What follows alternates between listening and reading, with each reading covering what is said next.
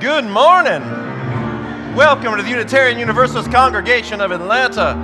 I am very excited that my dear friend Elise Witt is here to perform this morning. Elise wrote the hymn Open the Window in our hymnals, and so she's going to lead that for us right now.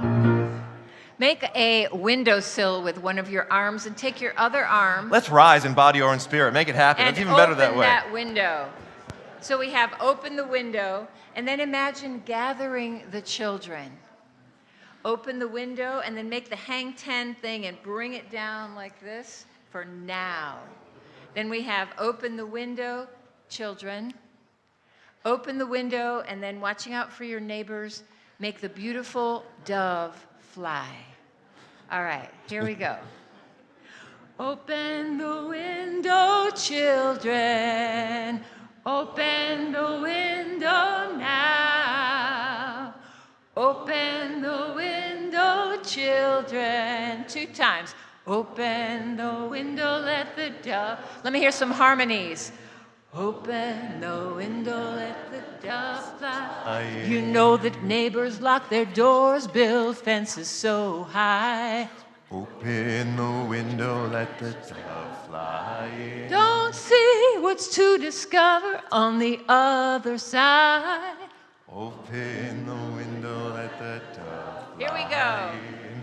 Open the window, children. Well, Open the window now. We're singing, Open the window, children. A million harmonies. Open the window, let the dove 2 fly times. in. Open the window, let the dove fly in. There's borders round countries, borders round the skies. Open the window, let the dove fly in. The only border close you in is the border around your mind. Open the window, let the dove fly. Let's sing it. Open the window, children. Open the window now. Well, Open the window, children. Open the window, let the dove fly in. Open the window, let the dove fly in. this big old world is in a great big mess. Open the window, let the dove fly in. Let's open the window, find peace and rest. Open the window, let the dove fly. One more chorus. Open the window, children. Open the window now. Well, Open the window, children. super soft. Open the window, let the dove fly. A little more. Open the window, let the dove fly. Now let's really sing it. Open the window. Let the dove fly in. Yes. Wait a minute. 16 years ago, when I first met Elise invited me to somebody's house to do an improvised singing session. And it was 2 hours every week. We got together and we just stood in circles with us and 5, 6 other people, and we would just improvise music for 2 hours, which my conservatory education did not prepare me for at all. But I learned so much and I had a really great time. So we're going to do what's called a circle song this morning, which means Elise is going to make up a part for like this section. Then I'm going to make up a part for like this section. Then she'll make up a part for over here. Then I'll make up a part for over here. And then she's going to improvise over the top. And we're just going to see what happens. We have no idea. We haven't done this in years, actually, but it's going to be fun. And let's just say that this is a tradition that is as old as human beings, but brought into this century and the last century by the great Bobby McFerrin. So I always want to call his name. And my teacher, Rhiannon, who sings with him in his voicestra. So let's see. Where did you say I'm going to be? Sure. Over here? Doom, doom, doom, doom, doom.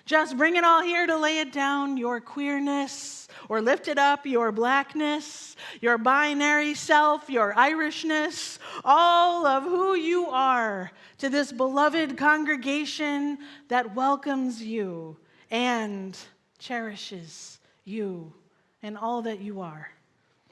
We are so glad you are here this morning. And I want you to know that some of us are enjoying an intimate and contemplative worship experience at 9:15 a.m. every Sunday right now. It is not quite enough of us. So if you're an early riser or you know an early riser, let them know about this 9:15 service.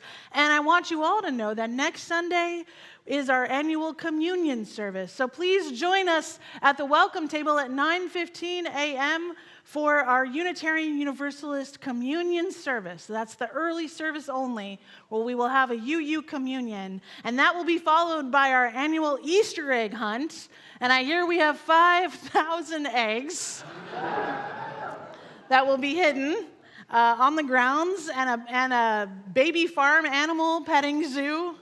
And the Easter Bunny will make an appearance, and DJ Hippity Hop. And then you can join us for our 11 a.m. Easter Sunday celebration service right here. It's a big old time next Sunday, and we are so glad you'll be here for all of it. And at this time, I'd like to invite Spencer Milby to come forward and light our chalice. That's right, it's you, to light our chalice this morning as we all join Spencer in saying our chalice lighting words together this morning. You're going to use this right here. You got it.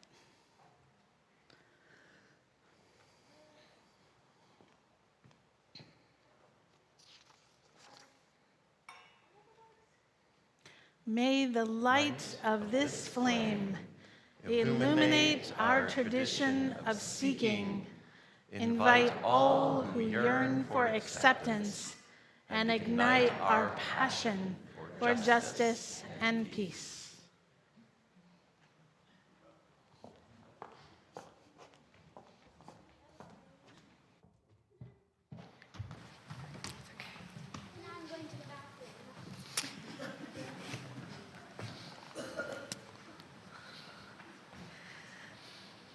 Duck, Rabbit by Amy Krauss Rosenthal, illustrated by Tom Lichtenheld. Hey, look, a duck. That's not a duck. That's a rabbit. Are you kidding me? It's totally a duck. It's for sure a rabbit. See, there's her bill. What are you talking about? Those are her ears, silly. It's a duck, and she's about to eat a piece of bread. It's a rabbit, and she's about to eat a carrot. Wait, listen. Did you hear that? I heard duck sounds. That's funny. I distinctly heard a rabbit sounds. Now the duck is wading through the swamp. No, the rabbit is hiding in the grass. There, see, it's flying. Flying, it's hopping. Look, the duck is so hot, she's getting a drink. No, the rabbit is so hot, she's cooling off her ears. Here, look at the duck through my binoculars. Sorry, still a rabbit. Here, ducky, ducky, ducky, ducky. Here, you cute little rabbit. Oh, great. You scared him away. No, you scared him away. You know, maybe you were right. Maybe it was a rabbit. Thing is, now I'm actually thinking it was a duck. Well, anyway, now what do you want to do? I don't know. What do you want to do? Hey, look, an anteater. That's not an anteater. That's a brachiosaurus. The end.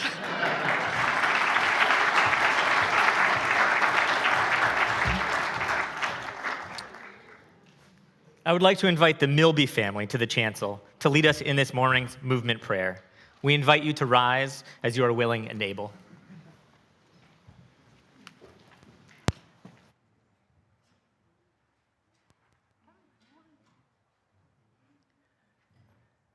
First, we bow to a spirit of life. We lift our arms and embrace the gifts of spirit. We bring these gifts to ourselves with gratitude and breathe and smile. We share these gifts with the world. We remember to be present. Honor, embrace, gratitude, share, be present.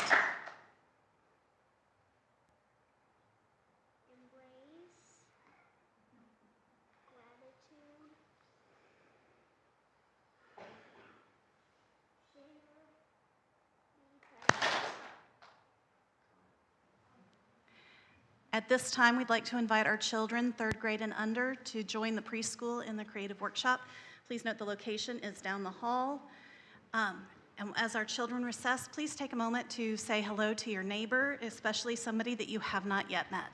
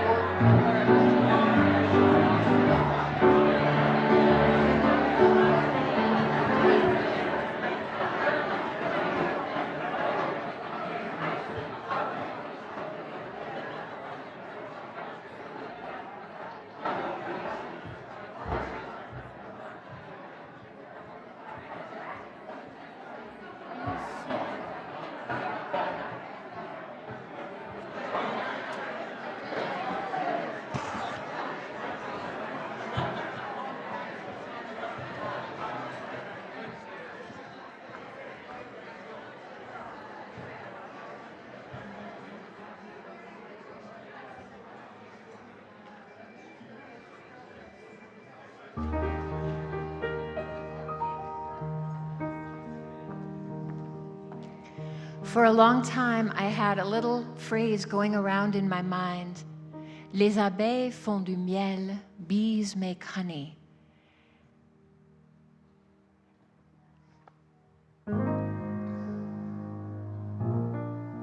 But they don't need money. And finally, I saw a quote by the Buddha which says, "As the bee takes the essence of the flower and flies, so wander in this life."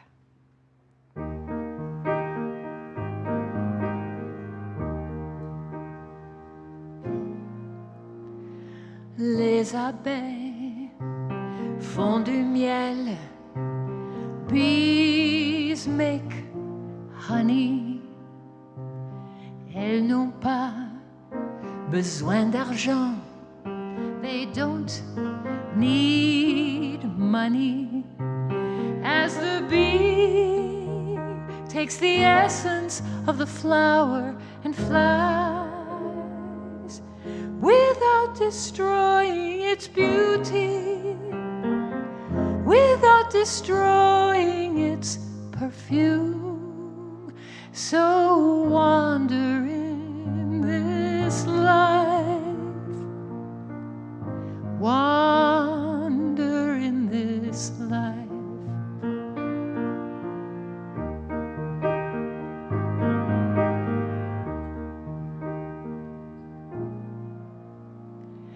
Les oiseaux font des chansons. Birds make song. Ils n'ont pas besoin d'avoir raison ou tort. They don't need right or wrong. As the bird takes the essence of the air and sings without destroying its beauty, without destroying its perfume. So wander in this life, wander in this life.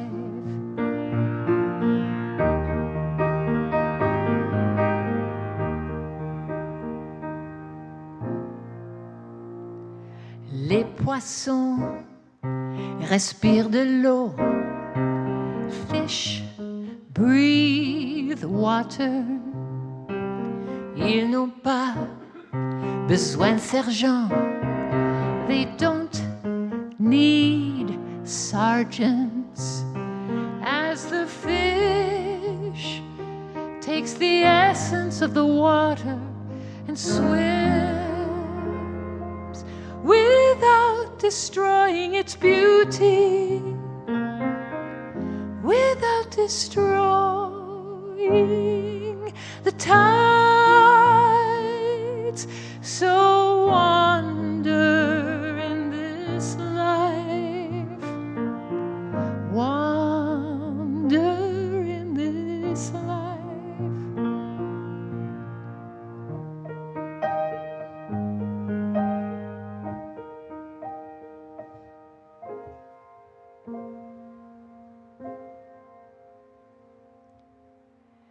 Les araignées font du fil. Spiders make thread. Elles n'ont pas besoin de peur. They don't need the edge of the ledge. As the spider takes the essence of itself and spins without destroying its beauty, without destroying itself. So wander in this life, wander in this life, wonder at this life. Piaille, piaille, piaille, piaille, piaille, piaille, piaille.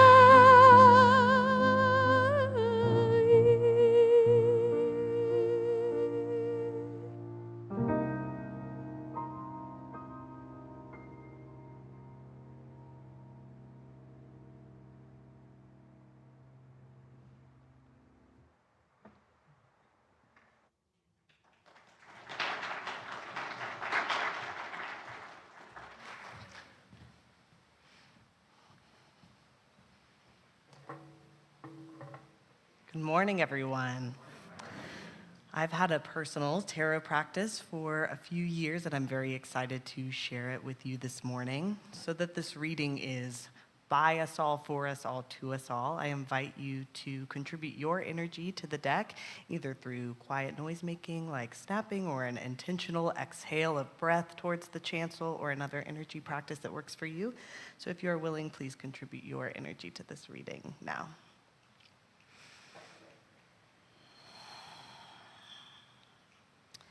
Jason, will you come pick a card on behalf of the congregation this morning? You can pick any card you would like. Thank you very much. This card is the Hermit. I see somebody draped in robes with a light shining out from their heart, holding a lamp and guiding their way with a cane or a stick, while traversing over mountains, and followed by a turtle and the moon.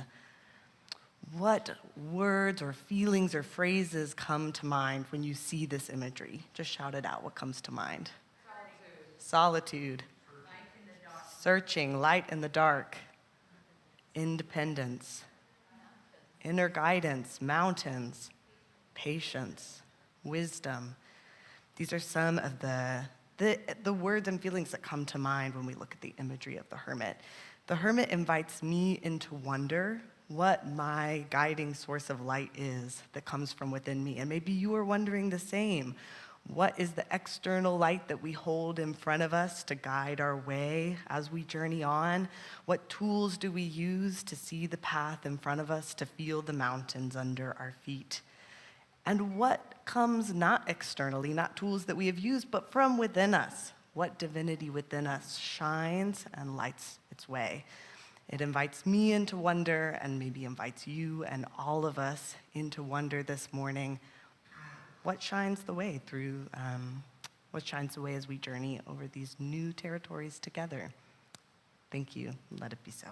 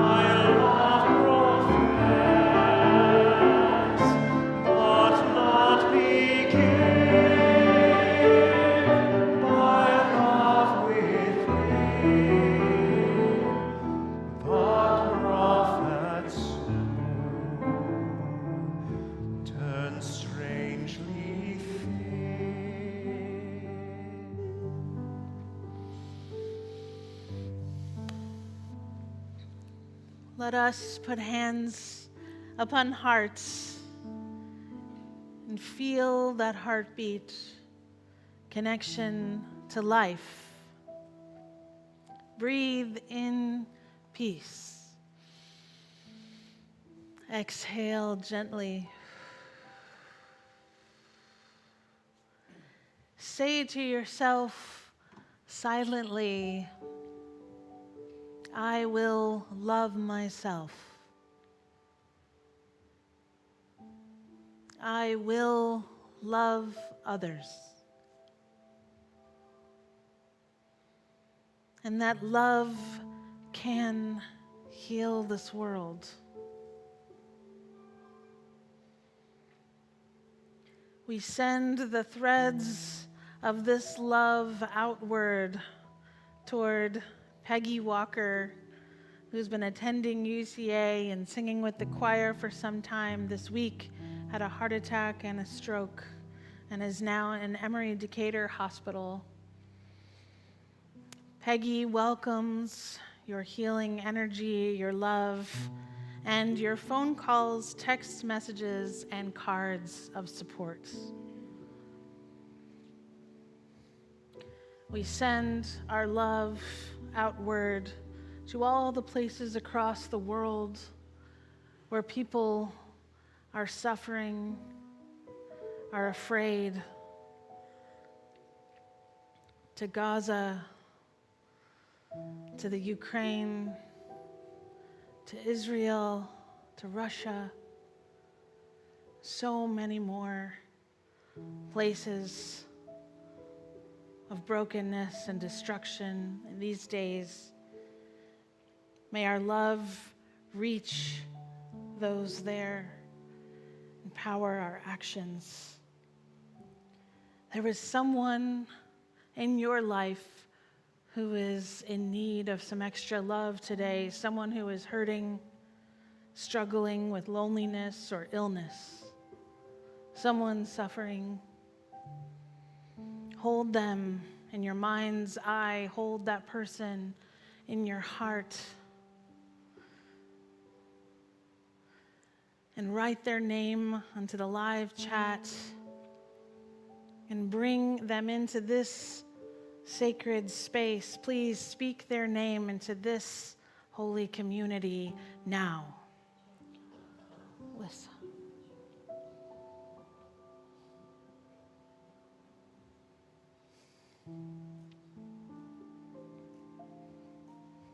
May all beings find connection.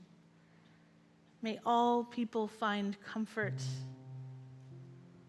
May all of us find more ways to be more loving. Spirit of life, love eternal, we rest now in holy gratitude. We surrender to a mystery beyond ourselves, asking forgiveness for our mistakes, for those times when we have been selfish or thoughtless, breathing in and out. We seek grace.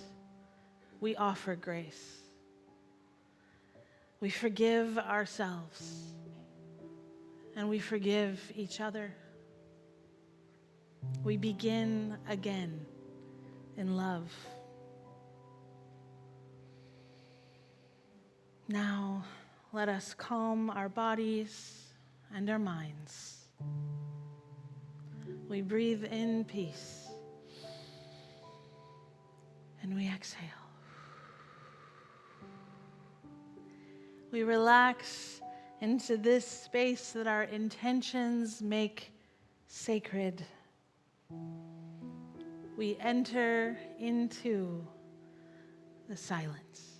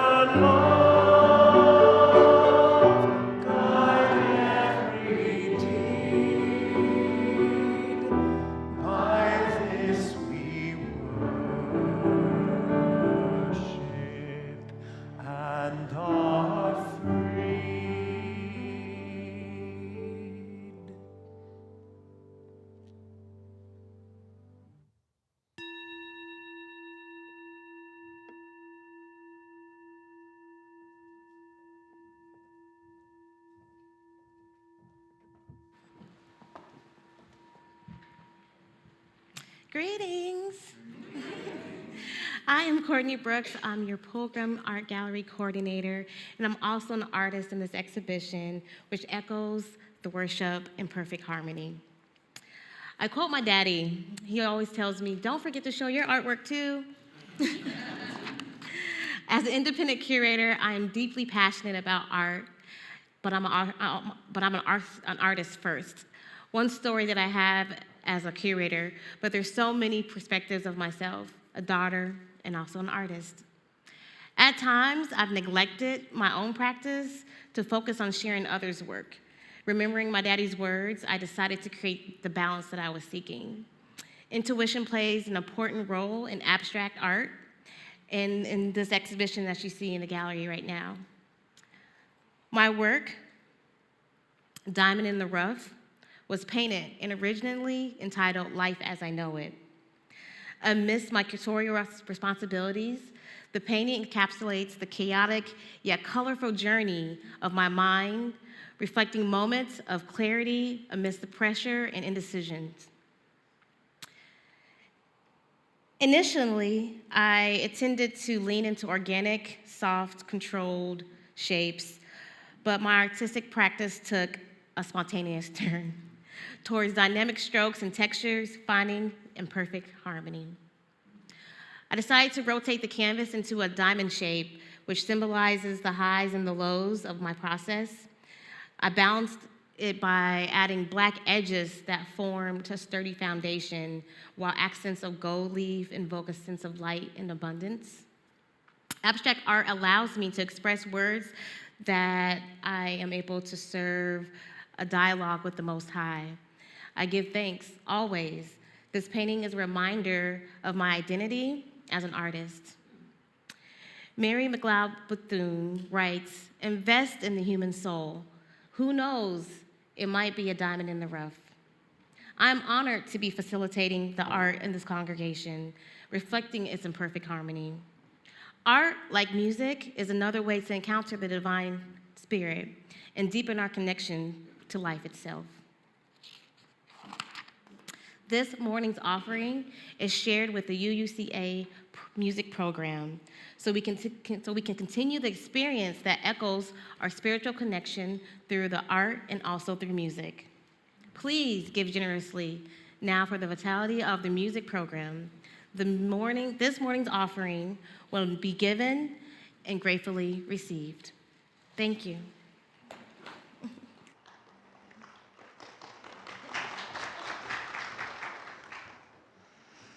All right, this is the song for the offering to listen, but it, of course, has a part for you, because that's just who I am.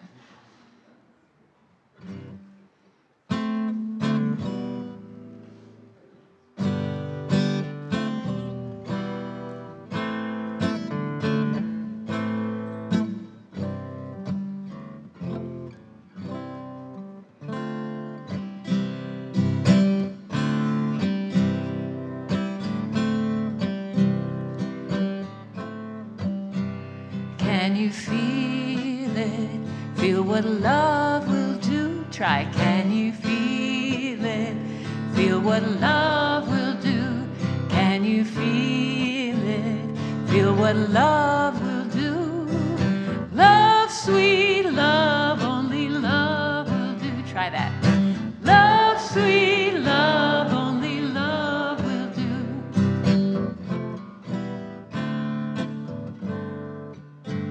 Sly little devil on one shoulder, whispering in my ear. Angel on the other tells me what I need to hear. The choice is mine, it's abundantly clear. Act out of love or act out of fear. If we can feel it, what love will do, can you feel what love will do? I'm asking, can you feel what love will do? Love, love, sweet love, only love will do. Love, sweet love, only love will do.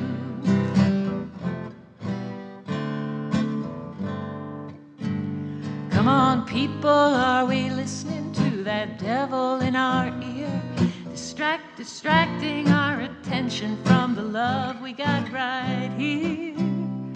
On earth we hold a delicate balance in our hand. Let fear defeat us, or can we take a stand? Can we feel it? What love will do? Can we feel it? What love will do? I'm asking, can you feel what love will do? Love, sweet love, only love will do. Love, sweet love, only love will do. One more time. Love, sweet love, only love will do.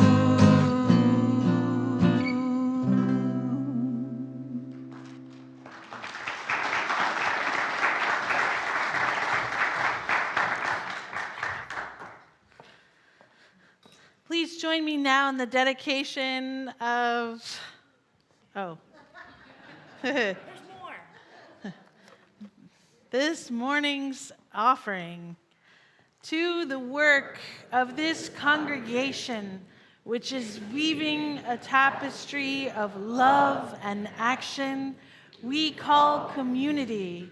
We dedicate our lives, and these are offerings.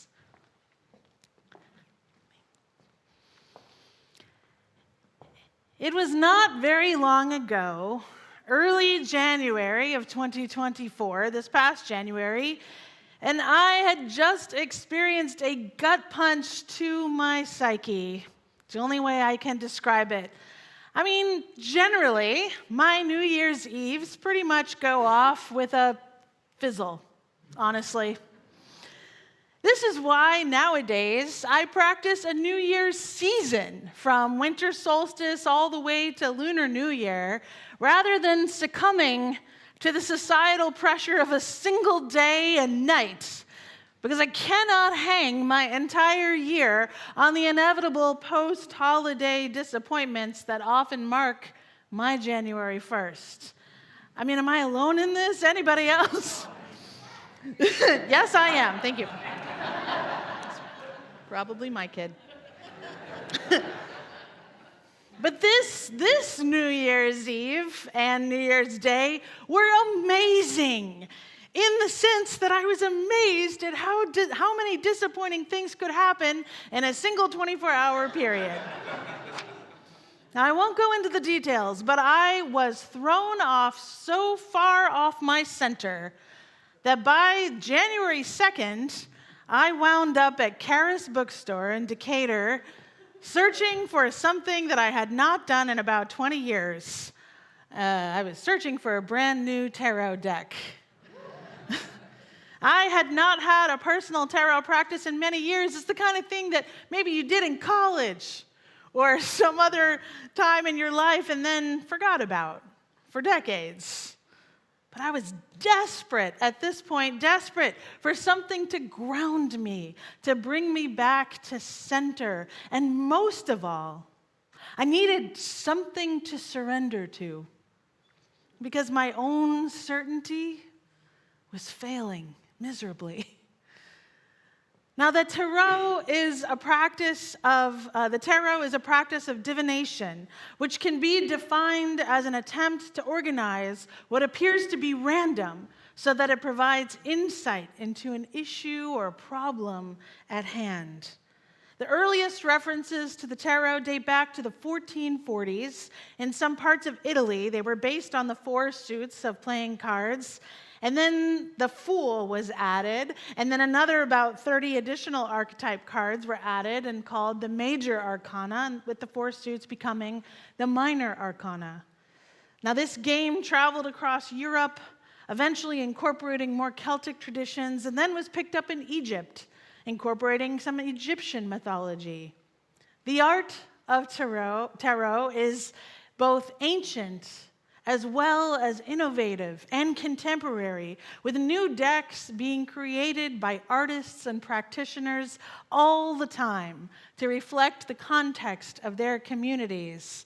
You see an image of the Rider-Waite tarot deck. The tarot deck we're showing you later in this service is called the Modern Witch tarot deck.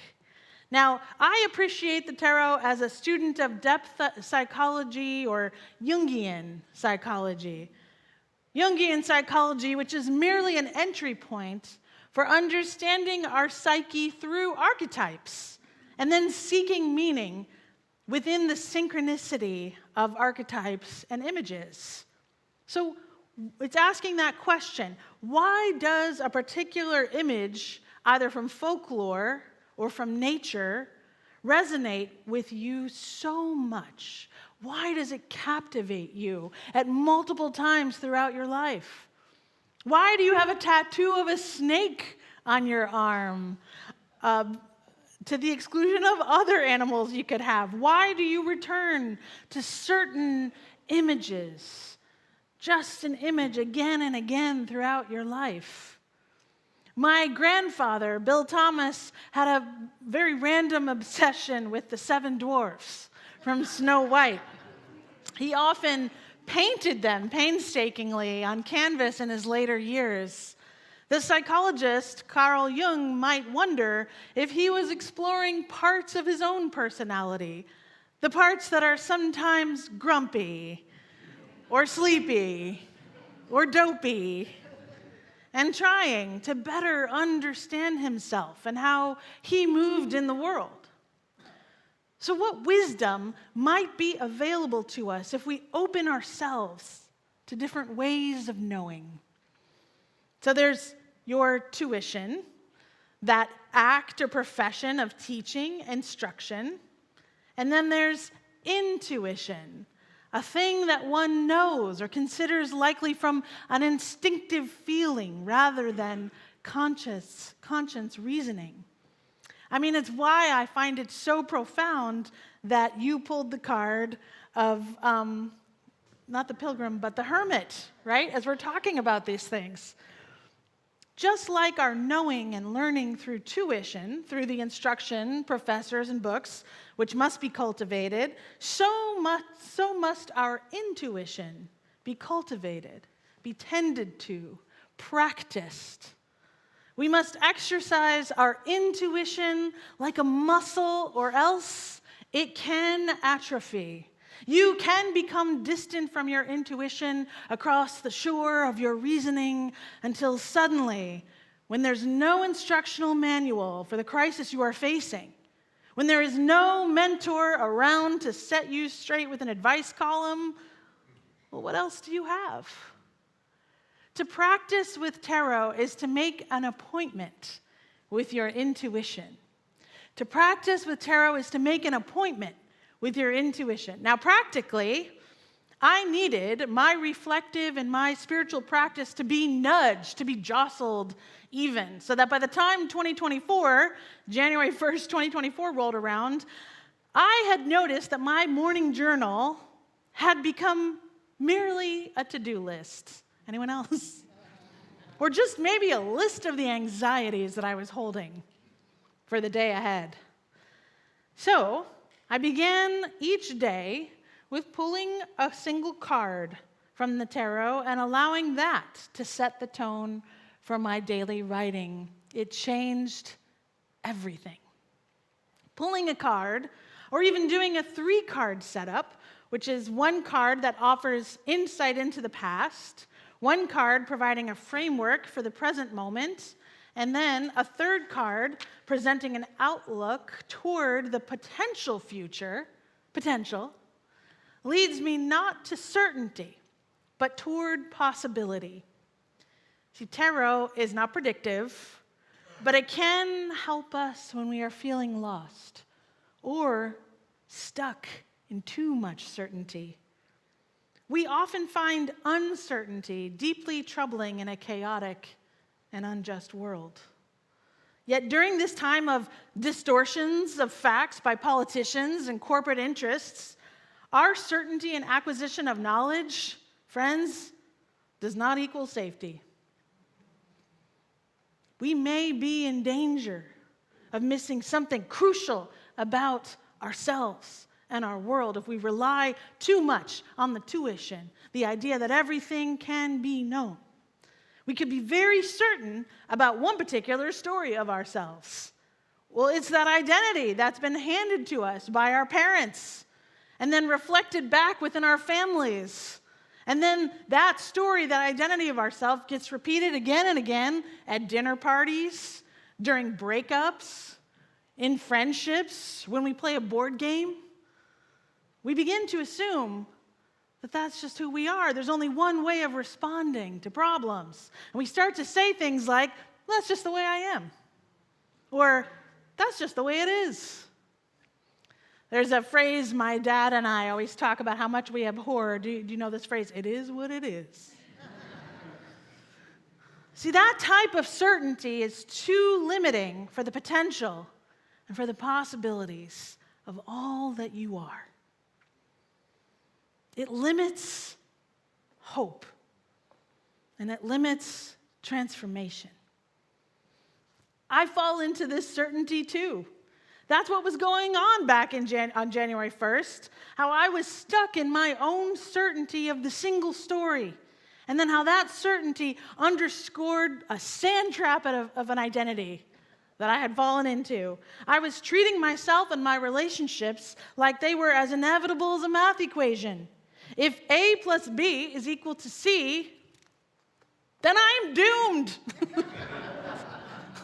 Then there is no getting out of this situation, nor these feelings. Or at least I can't find a way out. But when I encounter the tarot,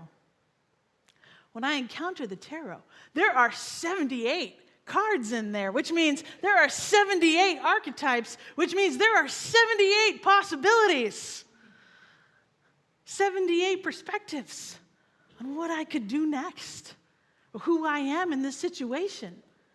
It's not just that single narrative that I was fed, that I came to believe was the only possible equation. I realized through the practice of tarot that my single story of myself and my life is just one perception out of many. And that the real truth is that there are multiple, perhaps infinite perspectives on this situation and on the person who is me. No, tarot does not tell your fortune nor your future. This is not the magic 8-ball nor a 1-900 psychic hotline. Here's how it works for me. So I wake up and maybe I pull the Fool card, the Fool. And this leads me to spend some time planning my next move very carefully, working to become aware of all the infinite possibilities of my day and to notice that I am at the edge of a cliff, perhaps, and to step lightly and gingerly toward the greatest adventure and to reject the safest action. Now, that's just me. That's just how I read the card. Maybe you see something totally different. Or perhaps I pull the Chariot. And this helps me remember my deepest commitments. This is the modern witch. My deepest commitments, the ones that are driving me forward, or the one that I have really lost sight of accidentally without realizing it. And suddenly I'm filled with purpose, boldness, and momentum. That's what I see. So that powers my day. Or perhaps I pull the Death card. Yikes. And I realize there is something in my life that I need to put down. Some habit or idea whose purpose has been filled, and it's time to call time of death on it, so that its hold upon me can be released. It's a very freeing card, the way I see it. So this grounding practice invites the divine feminine spirit into your soul's journey, orienting more towards the images and flow of the many parts of ourselves and our natural world that we see all around us. I mean, did you see the full moon last night? I mean, raise your hand if you saw the full moon. Wasn't it a clear, dark sky? And that moon was so full and bright. I mean, what a clear night sky to feel the moon's gaze upon your face. Was anyone up early this morning? The moon this morning was even better. Anyone see that? It was low and like dark yellow. Reflects that light of the sun and reminds you of the sacredness of the moment you're living through, and of this moment where so many faith traditions converge, reminding you of the pull of the tide and of the life cycles. So if we think about using tarot to center our days or to explore different parts of ourselves, then we can spend a little time with the fool. We can spend a little time with the hermit or with the high priest. Well, we can then apply our reasoning mind to tarot. Because rather than handing us a fortune, it is merely tending a relationship with your intuition that cultivates curiosity, leading you to the various perspectives of yourself and on a situation, which really is like freedom, leading you to different questions. What am I being shown that I had not seen before? Is there something that I'm ignoring? It's a set of archetypes of the human experience, something to surrender to while applying your own judgment, to both step out of your own script for how you typically respond, while also offering a new way to trust yourself. So there's one other time in recent memory where I made use of the tarot. We had on staff a few years ago at UUCA a staff member named Beck. Does anybody remember Beck? Beck was with us during some of the pandemic. And when our small staff team gathers each week, we always begin our meetings, with words of inspiration to center and ground our time together. And whenever it was Beck's turn, they would pull a tarot from a deck and do a reading for us on staff. They had a beautiful deck created by a Southern queer artist collective, and each time they read a card for us, we found resonance, meaning, and often a framework that would center our work together for the rest of the week. It helped guide our discussion and all the work that was to follow. And then came the strangest, murkiest, most disorienting time that we had ever experienced, the pandemic. How to do ministry when we could no longer gather in person. How to pivot, and then pivot again. You remember that word, pivot, people were using all the time. How to formulate and accomplish a capital campaign when we couldn't worship together on Sundays. I mean, what even was the work? Like, we could not sing. We came to eagerly anticipate whenever it was Beck's turn to lead our opening words at our meetings. And finally, we just asked them to simply offer a tarot reading for us every time we gathered. We stopped doing all the other poems and readings. Now remember, we were working in an office park, trying to have congregation in an office park. We could not sing, and we were struggling to feel spiritually connected.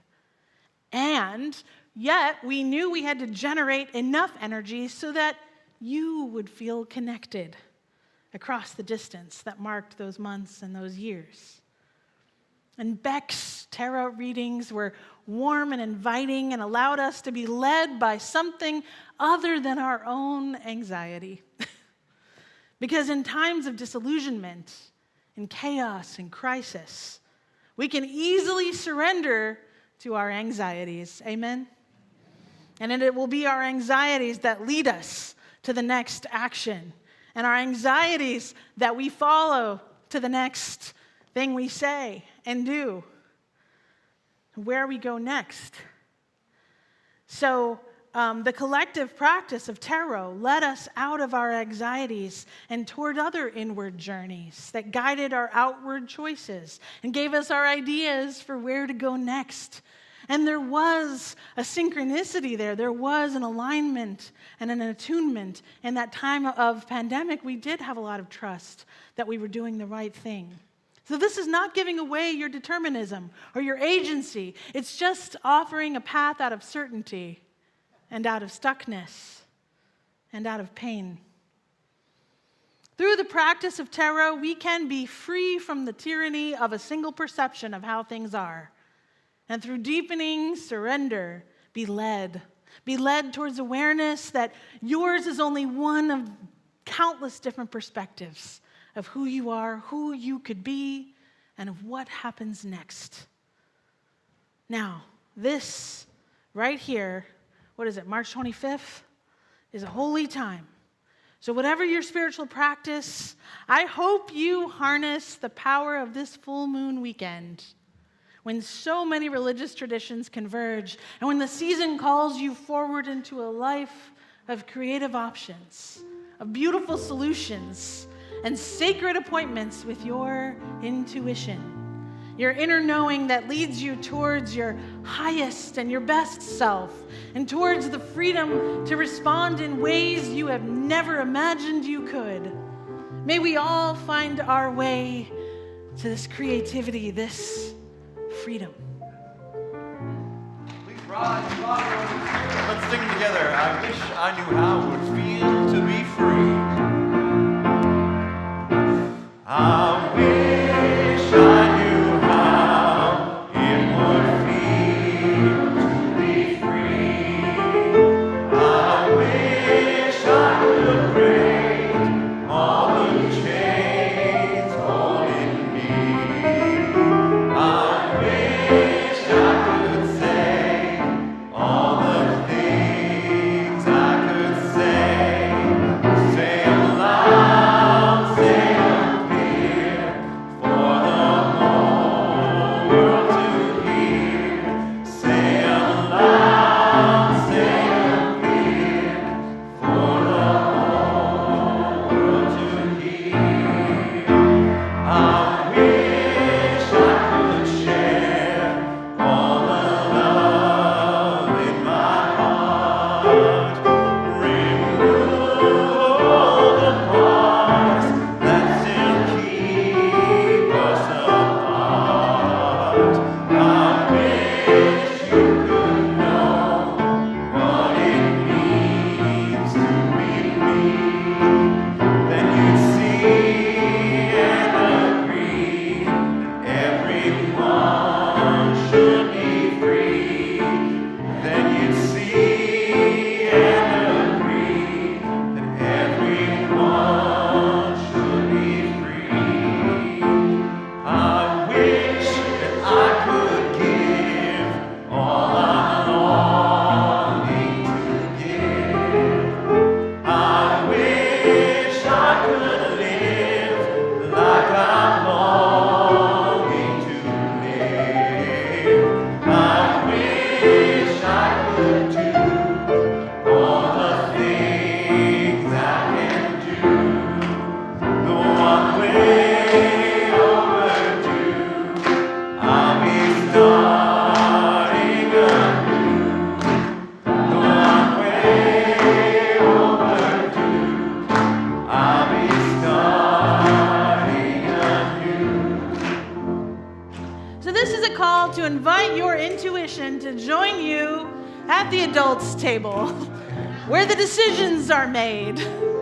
Allow these flashes of dreams, inspiration, and wonderings to draw you forward into a more satisfied life, a life of meaning-making, of greater depth and freedom. 1, 2, 3. I wish